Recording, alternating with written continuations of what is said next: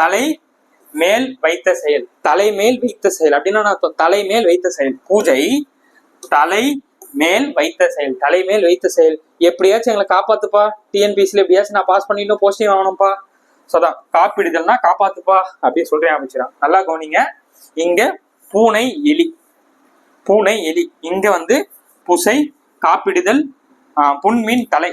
அப்ப பூஜையில நம்ம என்ன பண்ணுவோம், சாமி கும்பிடும்போது தலைக்கு மேல வைத்த செயல், அதாவது மேல் வைத்த செயல் என்ன பண்றோம், காப்பாத்துப்பா, எக்ஸாம்ல எப்படியாச்சும் நான் பாஸ் பண்ணிருப்பா, எப்படியாச்சும் காப்பாத்துப்பா, பாஸ் பண்ணிடணும், போஸ்டிங் ஆகணும் அப்படின்னு சொல்றோம். ஸோ காப்பிடுதல்னா காப்பாத்துப்பா அப்படின்னு சொல்லிட்டு வேண்டிக்கிறோம்.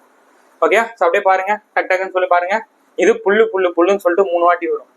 புல்லு புல்லு புல்லுன்னு சொல்லிட்டு 3 வாட்டி வரும். ஸோ வல்லவனுக்கு புல்லும் ஆயுதம் அப்படின்ற அந்த அறிவுடையார் சிந்தனை எங்க 3 பேர்கிட்ட இருந்து மாறாது. அந்த அறிவுடையார் தொடர்பு எங்க அப்பா, அதான் தாத்தா, எங்க கிட்ட எல்லாருக்கிட்டையும் இருக்கு அப்படின்னு சொல்லிட்டு சொல்றாங்க. இது வந்து புழு, அதான் புண்ணு. புண்ணா வந்து ரோட்ல வந்து கீழே போயிட்டு இருந்துச்சு. அந்த புழு வந்து மெரிச்சனால அது புண்ணாயிடுச்சு. அதுக்கு என்ன பார்த்தோம்,